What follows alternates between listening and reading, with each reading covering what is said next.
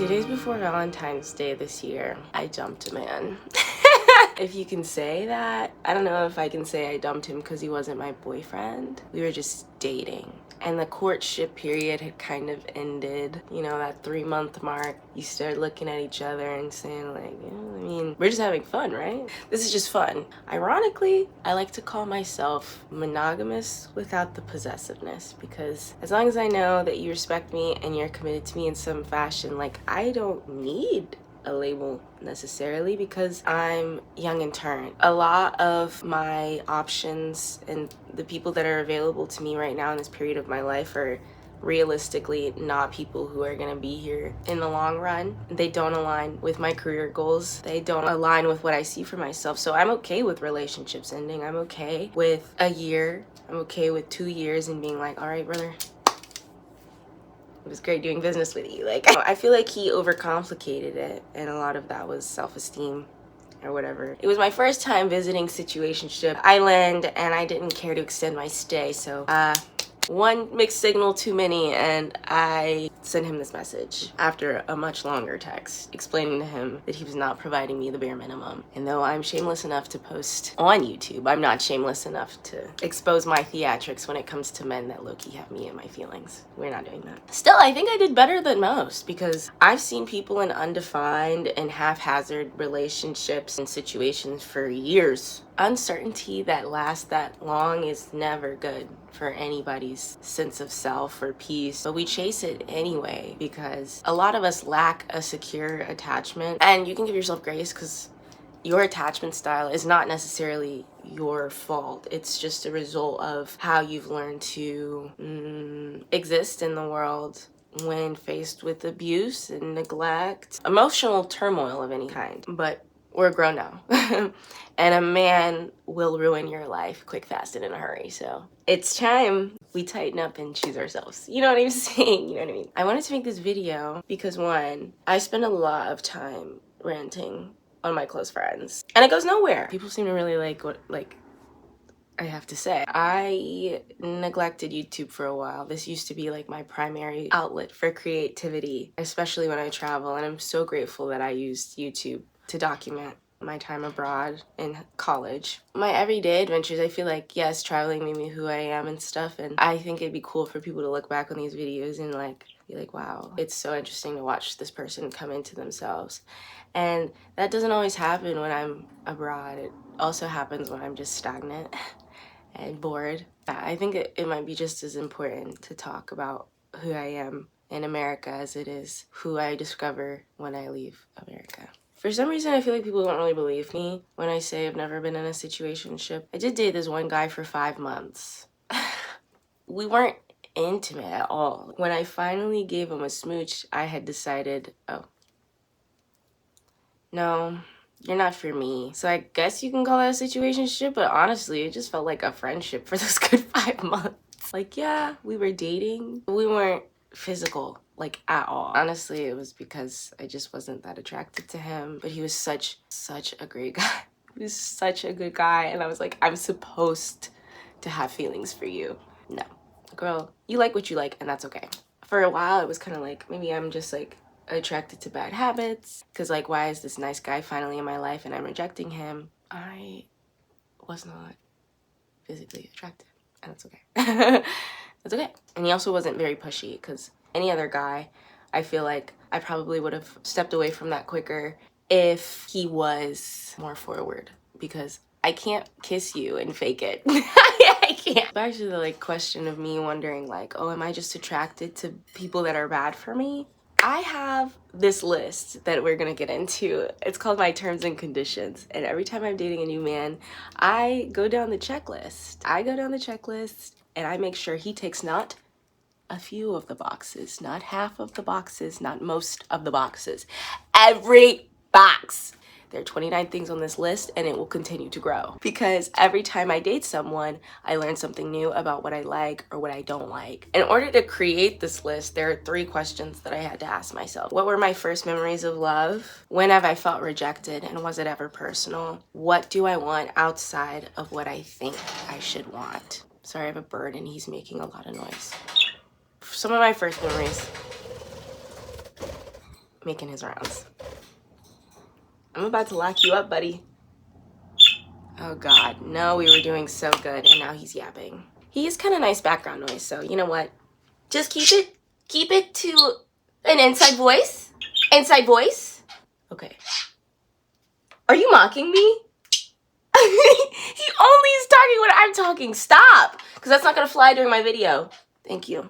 Anyways, some of my first memories of love. When I was 6 years old, Obama was elected president of the United States. My parents went ballistic. That is such a firm, I see it plain as day. I remember where I was, what I was doing, what I was wearing. He's playing with his loudest toy. His loudest toy, of course. I think he's done.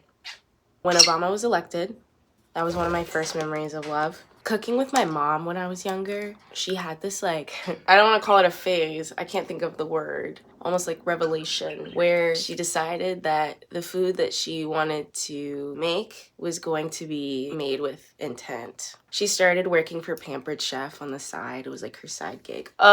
This is like my favorite time of life. But my mom and I would make like pizza dough from scratch in the kitchen, and like we went from like eating Hamburger Helper every night because she was just trying to make something quick to like well thought, planned, good meals. That's another memory of love I have, one of my earliest memories of love. My family would have family reunions in Beaufort, Morehead City, if you're from North Carolina. I love Beaufort. Beaufort is my jam. Beaufort is my heart. Maybe when I'm like old, I'll come back to America and retire there and die. It's just so quiet. There are a lot of racists there. But my dad's mom, my grandma, she doesn't live there anymore, but for a long time in my childhood, she was living in Beaufort. So we would go and stay with my grandma, and we would have family reunions on like Labor Day and spend like all day at the beach. We'd go to Elle's Burgers, like... So that's another one of my fondest memories. My 6th grade English teacher, Mrs. Munns, who I recently found on LinkedIn. When I finish my first book, I'm gonna send her one of my first copies with a long, beautiful note about what she did for my self-esteem at 12 years old. Miss Munns made me feel like a superstar. Miss Munns made me realize how great of a writer I am. I grew up in like a really religious household, and Miss Munns didn't impose her beliefs onto me. I didn't even realize it at the time. And, you know, I was still going to church up in, you know, in my mom's house up until, like, I was 17. Miss Munns would, like, challenge me sometimes when I'd be like, well, no, that's wrong. She'd be like, well, why? And I'd be like, well, it's what I was taught. She'd be like, well, that's what you were taught, but can you think for yourself? Without imposing, like, truly, some people will probably hear that and think like, oh, she was indoctrinating you. Like if you're like a religious person and you think that I should have like not had the opportunity to form my own opinions. She got me out of a box. She also was just super affectionate. She always wanted my help. She always wanted my opinions. She was always offering me like opportunities within school because she just saw my potential. I could cry. Like she just, one of the first people that I really remember being felt like seen by. Miss Munns, if you're watching this, girl, I never forgot you and I love you. Okay, I need to calm it down because why am I emotional? That's my 12-year-old coming out. Get back down. Get back down there. My first dog, Benny, unconditional love. If you had a pet, you know the feeling. I don't have to explain it. It didn't matter what I did, who I was, what I looked like. That dog loved me from my head to my toes. Loyal. I miss him bad. So my first dog, Benny, was another instance of one of my first memories of love. So all these things kind of like prompt understanding of what makes me feel seen, what's familiar even though that can't be confused with love. Change also has a place in the art of love. She knows what I'm talking about. But they're like my fondest memories that shaped what I fantasize about and like a partnership. Maybe not familiar, but somebody who feels like family. We get down to the second question. When have I felt rejected? Remember when I was talking about that situationship of 5 months? You know what? I'm gonna call it a situationship because we were dating even if we weren't like kissing or like being intimate in any way. I was leading him on and I can acknowledge that now. But I could also give myself grace in the sense that I didn't know what I wanted. Therefore, I had no business talking to this guy who wanted a long-term girlfriend. I was convinced that I did. In my head, it was just somebody who respects me, a nice guy who treats me right. That's not always enough. That's not enough, girl. Just because he's nice to you does not mean that he's for you or he's like everything that you need. So he taught me that. Unfortunately, he had to be my guinea pig. Sorry, buddy. There was no animosity. He's, again, such a nice, kind soul that, like, afterwards he was like, thank you for, like, telling me and not letting us go any further. Even though 5 months is a bit of time.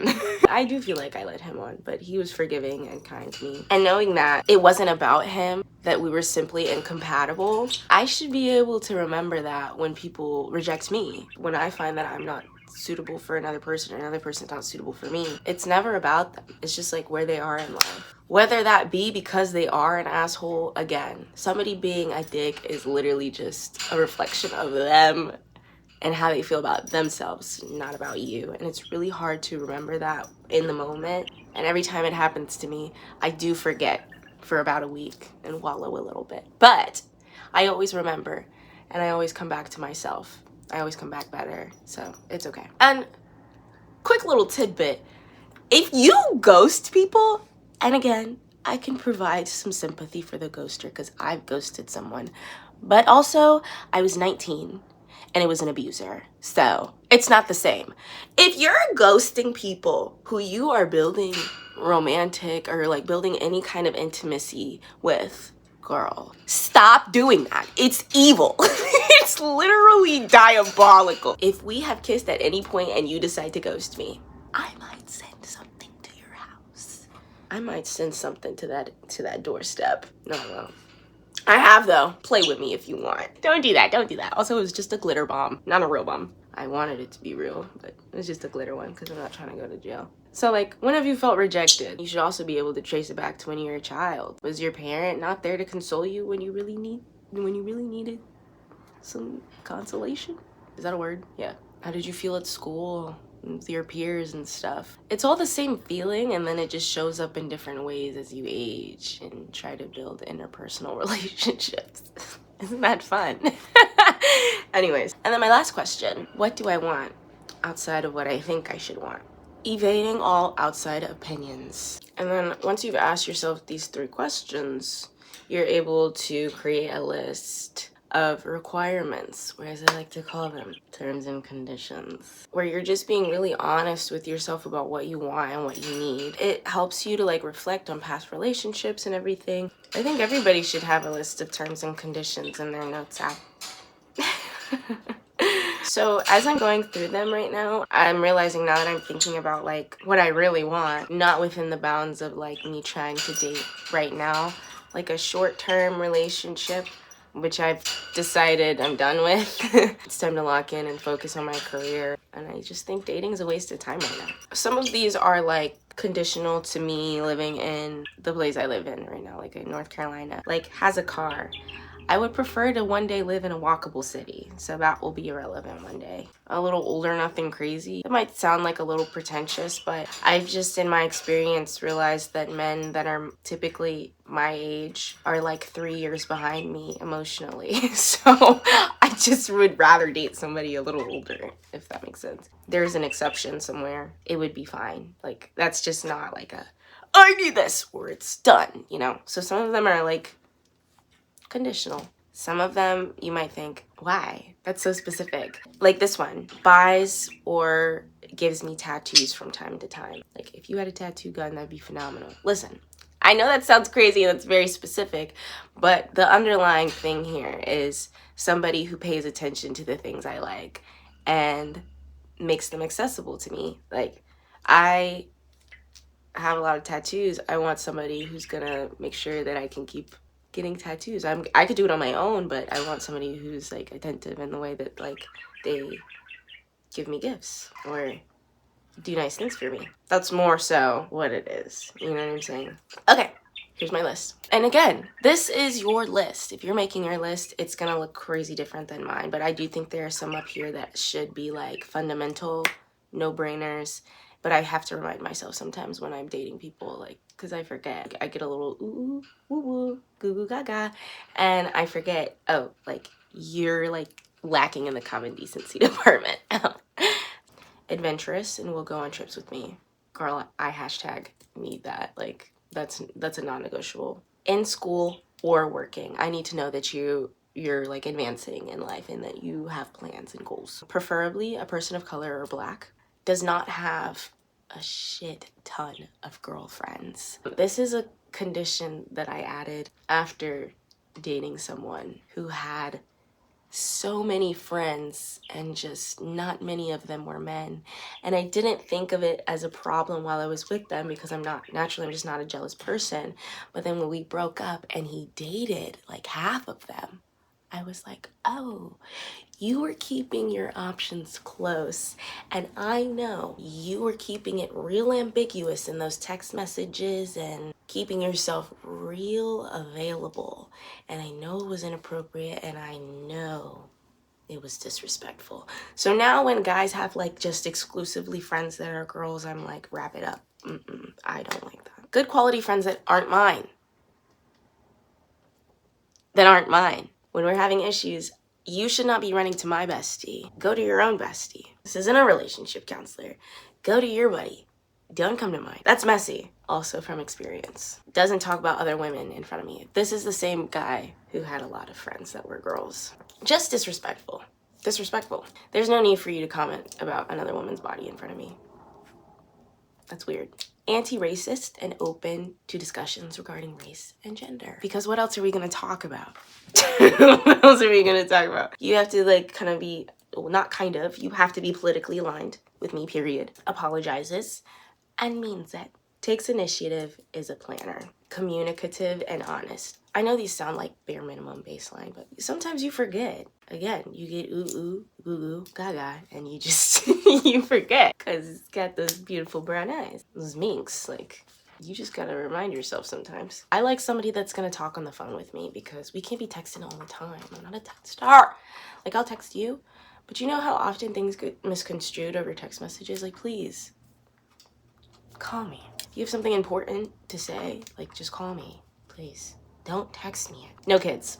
What do I look like? Not a mom. Thank you. Knows how to clean up after himself. Leave that man's laundry alone. Do not scrub that toilet bowl. Granted, some people are not taught, especially men, how to clean up after themselves. Or even, like, you know, take care of themselves. That's not your problem. Find someone who knows how to do it. Don't teach them. And you know what? You could even lead by example and let them on their own realize, oh, when I go over to my girl's house, her shit clean, is ready for me, her bed made. She look like she expecting company. Let me lock in and tighten up, and maybe you'll go over there. I've seen it happen. You go over there next time and it's a little bit more spick and span. Is that the term? Whatever. Sometimes it'll happen that way. And that's why it's okay to be a patient lover. Not everybody's gonna have all of these things on your list like immediately, but they should. If you wanna like grow with someone, that's your journey. That's your journey, and you can stick around and wait for them to get better if you want. That's your journey. Does not have a poor relationship with sex. That could be their issue. That's quickly yours. And we could talk about intimate partner violence, because it can get there, girl. Let's talk about what consent is. Define consent. No AI. Permission for something to happen or agreement to do something. Give permission for something to happen. Bitch, if I tell you no and you ask me twice, I'm not trying to be like that. Are you sure?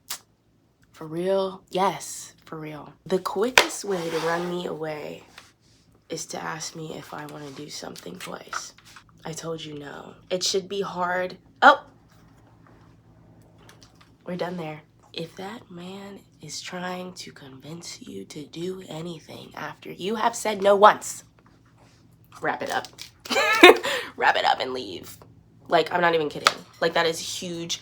It is so small, but it is not. It's the biggest red flag ever. It happens super early. Any discomfort you have, any kind of, I said no, but he really wants it, I'm rethinking, wrap it up, because it's gonna get worse. It's gonna get worse.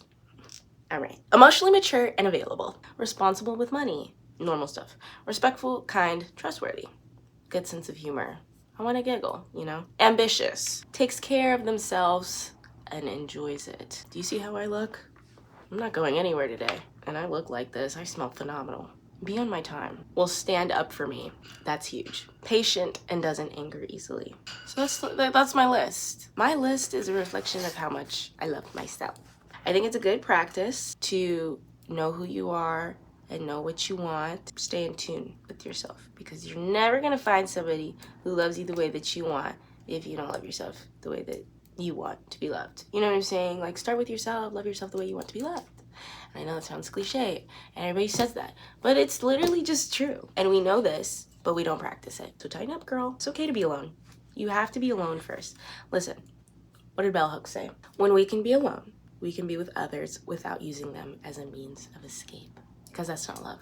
You know what? I never actually defined what I think love is. I think love is any person or any place you can show up and be authentic and vulnerable and feel completely safe. That's my definition of love. Safe and seen. I think this is the end of the video. That was quick. I don't know why I thought this would take longer, but that's truly all I had to say. Let me know, please, what you would like to see. I have another video idea. I want to talk about how my style has changed in result of me feeling differently about men, how I show up in the world to them. Because I've always looked cute, I've always adorned my style. I like how I looked when I was 19, and I like how I look now, you know? Whether it's crop tops and booty shorts or oversized t-shirts and baggy jeans. When I was in high school, I've kind of like returned to that style, but it's for a different reason. In high school, I wore the baggy clothes out of insecurity, and now I wear it because it makes me feel good. I like to be comfortable. I like that my clothes are practical. I like to be warm. I like to be cool, you know, like what clothes are made for, to protect you from the elements. That, but also still expressing myself with colors and patterns and textures. So it's just changed a bit and become less about what men like to see, even though when I was younger, I wasn't necessarily dressing for men. It was just kind of a subconscious thing, like, how do I look desirable today? And I do like to show skin. I'm not one of those, like, be modest girlies. I really don't care. Like, I will go outside half naked on a good day. Like, and I'm excited to do so when it gets warm again. I don't know. Something's shifted, and I'd like to talk about that further. But you guys let me know what you like to see from me, and I will do it. Because this was fun, and I missed it, and I can't believe I've neglected it for so long. Okay. Bye.